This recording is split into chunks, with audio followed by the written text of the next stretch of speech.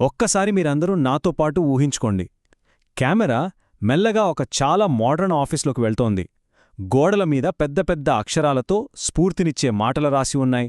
టేబుళ్ల మీద కంప్యూటర్లున్నాయి. అందరూ ఎంతో సీరియస్గా పని చేసుకుంటున్నారు. లైటింగ్ కూడా ఎలా ఉందంటే కొంచెం డ్రమాటిక్గా ముఖం మీద మాత్రం వెలుతురు పడేలా ఉంది.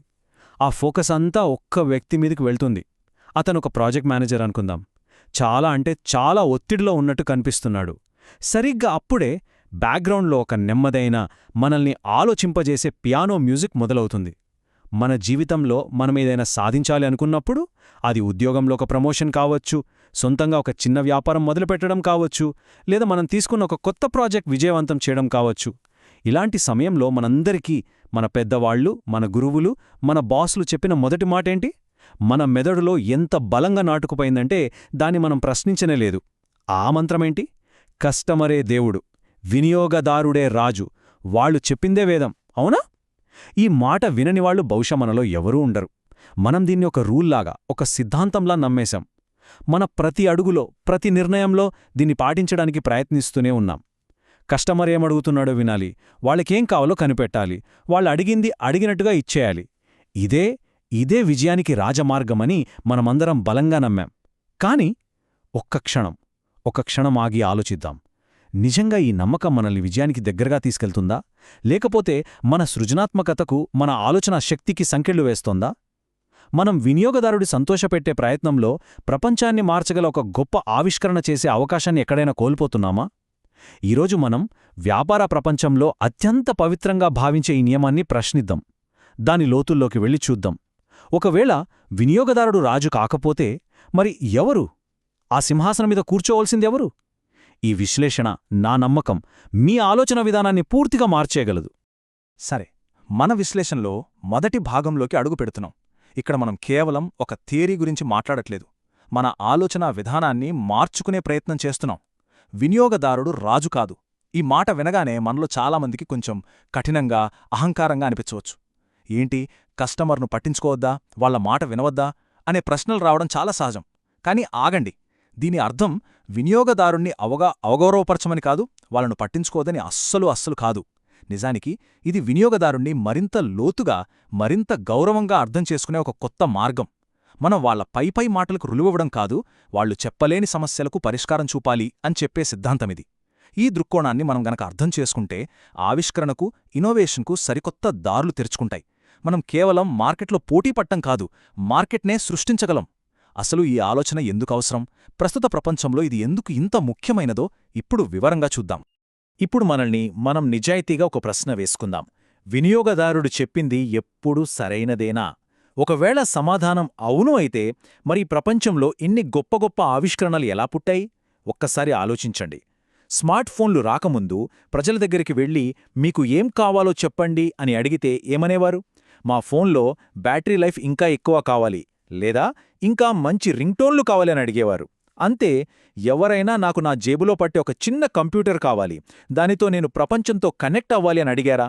లేదు. ఇంటర్నెట్ రాకముందు ప్రజలేం కోరుకున్నారు? మాకు లైబ్రరీలో పుస్తకాలు ఇంకా తొందరగా దొరకాలి అనో, మా ఉత్తరాలు ఇంకా వేగంగా చేరాలనో కోరుకున్నారు. ఎవ్వరూ ప్రపంచంలోని సమాచారాన్నంతా ఒకే చోట చేర్చి నా వేరితో దాన్ని యాక్సెస్ చేసే వ్యవస్థ కావాలని అడగలేదు. ఒకవేళ స్టీవ్ జాబ్స్ ప్రజలు అడిగింది విని ఉంటే మనకు ఐఫోన్ బదులు ఎక్కువ బ్యాటరీ లైఫ్ ఉన్న ఒక ఫీచర్ ఫోన్ వచ్చుండేది. ఒకవేళ గూగుల్ స్థాపకులు ప్రజల మాట విని ఉంటే మనకు సర్చ్ ఇంజిన్ బదులు మరింత వేగంగా పనిచేసే పోస్టల్ సర్వీస్ వచ్చుండేదేమో. ఇక్కడ పాయింట్ ఏంటంటే, వినియోగదారుడు తనకు తెలిసిన ప్రపంచంలోంచి ఆలోచిస్తాడు. తనకు తెలిసిన సమస్యలకు తెలిసిన పరిష్కారాల్నే అడుగుతాడు. కానీ ఒక ఆవిష్కర్త, ఒక విజనరీ ఇంకా పుట్టని ప్రపంచాన్ని ఊహించాలి. వినియోగదారుడి సమస్యను అర్థం చేసుకోవాలి, కాని వాళ్ళు చెప్పిన పరిష్కారానికి మాత్రం కట్టుబడి ఉండకూడదు. ఇప్పుడు చూడండి, ఈ స్లైడ్లో ఉన్న వాక్యం మన ఆలోచనలన్నిటినీ ఒకచోటికి తెస్తోంది. ఇది వినడానికి కొంచెం గర్వంగా అనిపించినా దీనిలో చాలా లోతైన అర్థముంది. వినియోగదారుడికి నిజంగా ఏమి కావాలో తెలియదు, మీరు వారికి చూపించాలి. ఇది అహంకారం కాదు, ఇది ఒక బాధ్యత, ఇది ఒక విజన్. దీని ఒక చిన్న ఉదాహరణతో అర్థం చేసుకుందాం. మీరొక దట్టమైన అడవిలో గైడ్ అనుకోండి. మీతో పాటు దారి తప్పిపోయిన కొంతమంది యాత్రికులున్నారు. ఆ యాత్రికులందరికీ అడవిలోంచి బయటపడాలుంది. వాళ్ళు మీ దగ్గరకొచ్చి, మనం ఎడమవైపు వెళ్దాం, అక్కడ దారి చాలా సులభంగా కనిపిస్తుంది అని చెప్పొచ్చు. లేదా కుడివైపు వెళదాం, అక్కడంతా పచ్చగా ఉంది అని చెప్పొచ్చు. వాళ్ళు చెప్పేది వాళ్లకున్న పరిమితమైన జ్ఞానంతో. కాని ఒక గైడ్గా మీకు ఆ అడవి గురించి మొత్తం తెలుసు.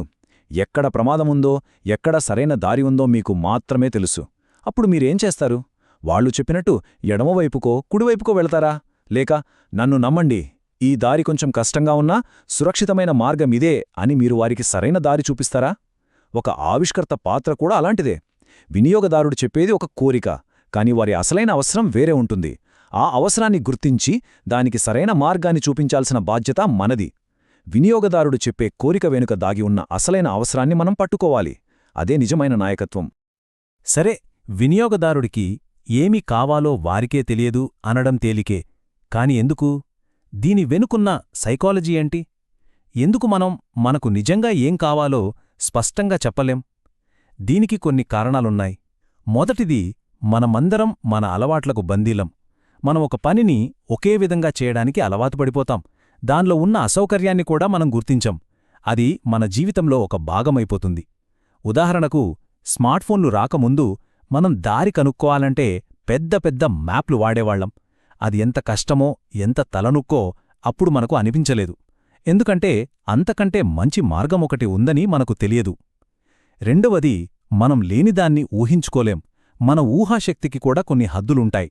మనకు తెలిసిన వాటి ఆధారంగానే మనం కొత్త వాటిని ఊహించుకుంటాం. గుర్రాలను చూసినవాళ్లు వేగవంతమైన గుర్రాలను ఊహించుకోగలరు, కాని ఒక ఇంజిన్తో నడిచే కారును ఊహించుకోవడం చాలా చాలా కష్టం. ఇప్పుడు మనం వినియోగదారులు పైకి చెప్పే మాటల పొరల కింద దాగి ఉన్న ఈ లోతైన అవసరాలను ఎలా వెలికితీయాలో చూద్దాం. వారు చెప్పలేని ఆ సమస్యను మనం ఎలా అర్థం చేసుకోవాలి? ఈ స్లైడు మన చర్చ మొత్తానికి ఒక అద్భుతమైన రూపకం, ఒక ఐస్బర్గ్ లాగా అనమాట. వినియోగదారుడి అవసరాలలో మనకు కనిపించేది, మనకు వినిపించేది కేవలం పైన ఉన్న ఆ 10% మాత్రమే. అదే ఈ స్లైడ్లో ఎడమవైపున ఉంది. ధర తగ్గించండి, ఇంకొన్ని ఫీచర్లివ్వండి, దీని ఇంకా వేగంగా చేయండి, ఈ బటన్ రంగు మార్చండి. ఇవన్నీ మనకు పైకి వినిపించే మాటలు. వీటిని చెప్పే కోరికలు అంటారు. చాలా కంపెనీలు ఈ 10% తృప్తిపరచడానికే తమ సమయాన్ని, డబ్బును, శక్తిని అంతా ఖర్చు పెడతాయి. కాని అస్సలైన కథ 90% అవసరం నీటికింద మునిగి ఉంటుంది. అది మన కంటికి కనిపించదు, చెవికి వినిపించదు. అదే ఈ స్లైడ్లో కుడివైపున ఉంది. బహుశా వారికి నిజంగా కావాల్సింది తక్కువ ధర కాదు, తమ డబ్బుకు సరైన విలువ. వారికి మరిన్ని ఫీచర్లు కాదు, ఉన్న పనిని సులభంగా, ఎలాంటి తలనొప్పి లేకుండా పూర్తి చేయగలగడం. వారికి వేగం కాదు, దానివల్ల ఆదాయే సమయం. కొన్నిసార్లు వారికి కావలసింది ఒక వస్తువు కాదు, దానివల్ల సమాజంలో వచ్చే గౌరవం, హోదా. పైకి చెప్పే కోరికలను తీర్చడం ద్వారా మనం పోటీలో నిలబడొచ్చు ఏమో, కాని నీటి కింద మునిగి ఉన్న ఆ చెప్పలేని అవసరాన్ని తీర్చినప్పుడే మనం మార్కెట్ను శాసించగలం. గొప్ప ఆవిష్కర్తలు ఎప్పుడూ నీటి కింద ఉన్న ఆ 90% కోసమే వెతుకుతారు. కాబట్టి మనం వెతుక్కున్నది, మనం సాధించాలనుకుంటున్నది ఇదే, చెప్పలేని అవసరం. ఇది వినియోగదారుడు మాటల్లో వివరించలేని ఒక అంతర్గత సమస్య. వాళ్లకు కూడా తమకు ఈ సమస్య ఉందని స్పష్టంగా తెలియకపోవచ్చు. వాళ్ళు కేవలం దాని లక్షణాలను అనుభవిస్తూ ఉంటారు. ఉదాహరణకు, ఎవ్వరూ ఉదయాన్నే లేచి, నాకు నా జేబులో ప్రపంచంలోని సమాచారాన్ని, నా స్నేహితులందరినీ, నా వినోదాన్ని మోసుకెళ్లే ఒక చిన్న గాజు పలక కావాలి అని అడగలేదు. కానీ ఆ చెప్పలేని అవసరాన్ని, అంటే నిరంతరం కనెక్ట్ అయి ఉండాలి, సమాచారం అందుబాటులో ఉండాలి, సమయం వృధా కాకూడదనే అవసరాన్ని అర్థం చేసుకున్నప్పుడే స్మార్ట్ఫోన్ పుట్టింది. ప్రజలు అడిగేది మెరుగైన మ్యాపులు, మంచి కెమెరాలు, మంచి మ్యూజిక్ ప్లేయర్లు. కాని వాటన్నింటి వెనుక ఉన్న చెప్పలేని అవసరం కనెక్ట్ అయి ఉండటం. మనం ఆ చెప్పలేని సమస్యలను పరిష్కరించడంపై దృష్టి పెట్టినప్పుడే చరిత్ర సృష్టించే ఉత్పత్తులు పుడతాయి. అప్పుడే మనం ప్రజల జీవితాల్లో నిజమైన మార్పును తీసుకురాగలుగుతాం. ఈ ఆలోచనను ఇంకా సులభంగా, బలంగా మీ మనసులో నాటడానికి ఒక కొత్త దృక్కోణంలో చూద్దాం. ఇప్పటివరకు మనం వినియోగదారుణ్ణి ఒక రాజుగా, ఒక దేవుడుగా చూశాం. ఇప్పుడు ఆ ఆలోచనను పక్కనపెట్టి ఒక కొత్త రూపకాన్ని మనసులోకి తెచ్చుకుందాం. మీ వినియోగదారుణ్ణి ఒక వ్యక్తిగా కాదు, ఒక మూసుకుపోయిన, సంక్లిష్టమైన తాళంలా ఊహించుకోండి. చూడండి, ఈ ఆలోచన ఎంత శక్తివంతంగా ఉందో. ప్రతి వినియోగదారునికి ఒక సమస్య ఉంటుంది, ఒక పరిష్కారం దొరకని ఇబ్బంది ఉంటుంది, వాళ్ల జీవితంలో ముందుకు వెళ్లకుండా ఆపే ఒక అడ్డంకి ఉంటుంది. అదే ఈ తాళం, అది వారి సమయాన్ని వృధా చేస్తుండొచ్చు, వారి డబ్బును ఖర్చు పెట్టిస్తుండొచ్చు, లేదా వారికి మానసిక ఒత్తిడిని కలిగిస్తుండొచ్చు. వాళ్ళకి ఆ తాళం ఉందని తెలుసు, అది తమను ఎంతగా ఇబ్బంది పెడుతుందో కూడా తెలుసు. కాని దాన్ని ఎలా తెరవాలో వారికి తెలియదు. వాళ్ల దగ్గర తాళం చెవి లేదు. అందుకే వారు దాని చుట్టూ తిరుగుతూ, తాత్కాలిక పరిష్కారాలు వెతుక్కుంటూ, ఆ తాళాన్ని బలవంతంగా తెరవడానికి ప్రయత్నిస్తూ అసంతృప్తితో గడుపుతూ ఉంటారు.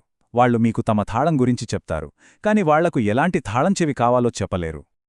ఇక్కడే మీ పాత్ర ఒక ఆవిష్కర్తగా, ఒక సృష్టికర్తగా, ఒక సమస్య పరిష్కర్తగా మీ అసలైన పాత్ర మొదలవుతుంది. మీ పని వినియోగదారుడు చెప్పినట్లు చేయడం కాదు, వారి చేతిలో ఉన్న తాళాన్ని చూసి దాన్ని లోతుగా అధ్యయనం చేసి దానికి సరిగ్గా సరిపోయి ఒక తాళం చెవిని మీ మేధస్సుతో, మీ సృజనాత్మకతతో, మీ నైపుణ్యంతో తయారు చేయడం. మీరు కేవలం ఒక సేవకుడు కాదు, వాళ్ల సమస్యను అర్థం చేసుకుని వాళ్లు ఊహించని పరిష్కారాన్ని అందించే ఒక శిల్పి, ఒక మాస్టర్ లాక్స్మిత్ లాగా. అతను తాళాన్ని చూసి దాని లోపలున్న క్లిష్టమైన డిజైన్ను అర్థం చేసుకుని దానికి తగ్గట్టుగా కీని తయారుచేస్తాడు. అలాగే మీరు వినియోగదారుడి చెప్పలేని అవసరాన్ని అర్థం చేసుకుని దానికి సరైన పరిష్కారాన్ని రూపొందించాలి. మీ పని తాళం చెవిని సృష్టించడం. సరే, మరి ఆ తాళం చెవిని కనుగొనడం ఎలా? అది గాలిలోంచి పుట్టుకురాదు కదా. దానికి ఒక పద్ధతి, ఒక ప్రక్రియ ఉంది. ఈ స్లైడ్లో ఉన్న ఈ 4 దశలు మనకు మార్గాన్ని చూపిస్తాయి. మొదటిది, గమనించండి. వినియోగదారులు ఏమి చెబుతున్నారో కాదు, వారు ఏమి చేస్తున్నారో, ఎక్కడ ఇబ్బంది పడుతున్నారో, ఎక్కడ సమయం వృధా చేస్తున్నారో, ఎక్కడ నిరాశకు గురవుతున్నారో ఒక డిటెక్టివ్లా గమనించండి. వాళ్ల మాటలకు, చేతలకు మధ్య ఉన్న తేడాను పట్టుకోండి. రెండవది, వదిలేయండి. నాకు ఇది కావాలి, అది కావాలి అని వారు చెప్పే పైపై కోరికలను వినండి, గౌరవించండి. కాని వాటికి కట్టుబడి ఉండకండి. వాటిని పరిష్కారాలుగా కాకుండా సమస్య యొక్క లక్షణాలుగా చూడండి. జ్వరం వచ్చినప్పుడు అది ఒక లక్షణం, అసలైన వ్యాధి లోపల ఉంటుంది. ఈ కోరికలు కూడా అంతే. మూడవది, గుర్తించండి. ఇప్పుడు మీ పరిశీలనలన్నింటినీ కలిపి వారి అసలైన సమస్య అనే తాళమేమిటో పట్టుకోండి. వారు నిజంగా దేనితో పోరాడుతున్నారు? వారి లోతైన అవసరమేమిటి? ఆ మూల కారణాన్ని కనుక్కోండి. చివరగా 4వది, రూపొందించండి. ఆ తాళానికి సరిగ్గా సరిపోయే, వారు కలలో కూడా ఊహించని ఒక పరిష్కారమనే తాళంచెవిని సృష్టించండి. వారికి వేగవంతమైన గుర్రాన్ని కాదు, కారునివ్వండి.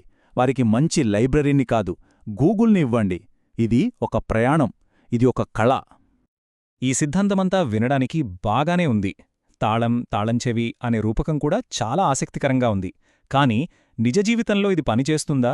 ఇలా వినియోగదారుడి మాట వినకుండా సొంతంగా ఆలోచించి విజయం సాధించిన వాళ్లు ఉన్నారా? చరిత్రలో ఈ తాళంచెవి విధానాన్ని ఉపయోగించి ప్రపంచాన్నే మార్చేసిన ఒక గొప్ప వ్యక్తి కథను ఇప్పుడు చూద్దాం. ఇది కేవలం ఒక వ్యాపార పాఠం కాదు, మానవ సృజనాత్మకత ఎంత శక్తివంతమైనదో చెప్పే ఒక స్ఫూర్తిదాయకమైన కథ, హెన్రీ ఫోర్డ్ కథ. ఈ ఒక్క ఉదాహరణ మన చర్చ మొత్తాన్ని క్రిస్టల్ క్లియర్గా స్పష్టం చేస్తుంది. 100 సంవత్సరాల క్రితం ప్రపంచాన్ని ఊహించుకోండి. అప్పటికి కార్లు ఉన్నాయి, కాని అవి కేవలం అత్యంత ధనవంతులు ఆటవస్తువులు. సామాన్య మానవుడికి ప్రయాణం అంటే గుర్రాలు, గుర్రపు బగ్గీలు. జీవితం చాలా నెమ్మదిగా సాగేది. ఒక ఊరి నుంచి ఇంకో ఊరికి వెళ్లాలంటే రోజులు పట్టేవి. ఆ ప్రపంచంలో మీరు వెళ్లి ప్రజలను మీ ప్రయాణ సమస్యకు పరిష్కారం ఏమిటి, మీకు ఏమి కావాలి అని అడిగి ఉంటే వాళ్లందరూ ఒక్క క్షణం కూడా ఆలోచించకుండా ముక్తకంఠంతో చెప్పే సమాధానం ఒక్కటే, మాకు ఇంకా వేగంగా పరిగెత్తే గుర్రాలు కావాలి అని. అది వారు చెప్పే కోరిక, ఐస్బర్గ్లో పైకి కనిపించే భాగం. చాలామంది వ్యాపారులు ఆ కోరికను తీర్చడానికి ప్రయత్నించేవారు. మంచి బ్రీడ్ గుర్రాలను తయారుచేయడానికో, తేలికైన బగ్గీలను తయారుచేయడానికో పరిశోధనలు చేసేవారు. కాని హెన్రీ ఫోర్డ్ వాళ్లలా ఆలోచించలేదు. ఆయన వారి మాటలో చిక్కుకుపోలేదు. ఆయన నీటి కింద ఉన్న ఆ చెప్పలేని అవసరాన్ని, ఆ తాళాన్ని అర్థం చేసుకున్నాడు. ఆ తాళమేమిటి? వేగంగా వెళ్లడం కాదు. ఆ తాళం స్వేచ్ఛ. ప్రతి సామాన్య కుటుంబానికి, ఒక రైతుకు, ఒక చిన్న ఉద్యోగికి తమ సొంత సమయంలో తమకు నచ్చిన చోటికి కుటుంబంతో కలిసి చౌకగా ప్రయాణించగలిగే స్వేచ్ఛ, వ్యక్తిగత చలనశీలత. ఆ తాళానికి ఆయన కనుగొన్న తాళంచెవి మెరుగైన గుర్రం కాదు, మోడల్ టీ కారు. అది నమ్మదగినది, రిపేర్ చేయడానికి సులభమైనది, ముఖ్యంగా ఒక సామాన్యుడు కొనగలిగేంత చౌకైనది. ఆయన ప్రజలు అడిగింది ఇవ్వలేదు, ప్రజలకు నిజంగా అవసరమైనది ఇచ్చాడు. ఫలితంగా ఆయన కేవలం ఒక కారు నమ్మలేదు, అమెరికా సమాజాన్నే మార్చేశాడు. నగరాలు పెరిగాయి, కొత్త రోడ్లు వచ్చాయి, ప్రజల జీవన విధానం పూర్తిగా మారిపోయింది. అదొక విప్లవం, ఒక చెప్పలేని అవసరాన్ని అర్థం చేసుకోవడం వల్ల వచ్చిన విప్లవం. హెన్రీ ఫోర్డ్ కథ విన్నాం, యాపిల్, గూగుల్ లాంటి కంపెనీల గురించి మాట్లాడుకున్నాం. ఇప్పుడు ఆ కథలను, ఆ ఉదాహరణలను మన జీవితానికి అన్వయించుకునే సమయం వచ్చింది. ఈ సిద్ధాంతం కేవలం పెద్ద పెద్ద కంపెనీలకు, బిలియనర్లకు మాత్రమే కాదు, ఇది మనలో ప్రతి ఒక్కరికి వర్తిస్తుంది. మీరొక విద్యార్థి కావచ్చు, ఒక ఉద్యోగి కావచ్చు, ఒక టీం లీడర్ కావచ్చు, ఒక చిన్న వ్యాపారి కావచ్చు, లేదా ఇంటిని నడిపి గృహిణి కావచ్చు. మీ పనిలో, మీ జీవితంలో కూడా ఇలాంటి తాళాలుంటాయి. పరిష్కారం కోసం ఎదురుచూసే చెప్పలేని అవసరాలుంటాయి. ఇప్పుడు మన దృష్టిని బయటి ప్రపంచం నుంచి మన లోపలి ప్రపంచం వైపు, మన పనివైపు మళ్లిద్దాం. ఇప్పుడు మనవంతు మనం ఏ తాళాన్ని తెరవబోతున్నాం? కాబట్టి ఈరోజు మనం నేర్చుకున్నది ఇదే. ఈ విశ్లేషణ నుండి మనం మనసులో బలంగా ముద్రించుకోవాల్సిన ఆలోచన ఇదే. ఒక్క క్షణం మీ పని గురించి, మీ ప్రాజెక్ట్ గురించి ఆలోచించండి. మీ కస్టమర్లు, మీ క్లయింట్సు, మీ బాసు లేదా మీ కుటుంబ సభ్యులు, వారు మిమ్మల్ని ఏ వేగవంతమైన గురం కోసం అడుగుతున్నారు? ఈ రిపోర్ట్ను ఇంకాస్త రంగురంగులుగా చెయ్యి, ఈ ప్రాసెస్ను ఒక 10 నిమిషాలు తగ్గించు, ఇంకొక ఫీచర్ యాడ్ చెయ్యి, ఇలాంటి పైపై కోరికలు ఏవి? ఇప్పుడు ఇంకా లోతుగా ఆలోచించండి. ఆ కోరికల వెనుక దాగి ఉన్న అసలైన, చెప్పలేని సమస్య అనే తాళమేమిటి? బహుశా వారికి కావాల్సింది రంగుల రిపోర్ట్ కాదు, ఆ రిపోర్ట్లోని సమాచారాన్ని ఒక్కచూపులో అర్థం చేసుకోగలగడం.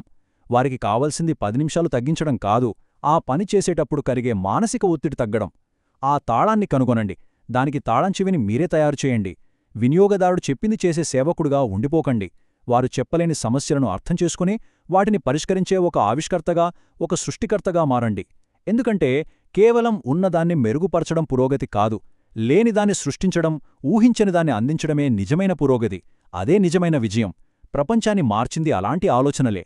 మీ తాళంచెవి కోసం వెతకడం ఇప్పుడే మొదలుపెట్టండి.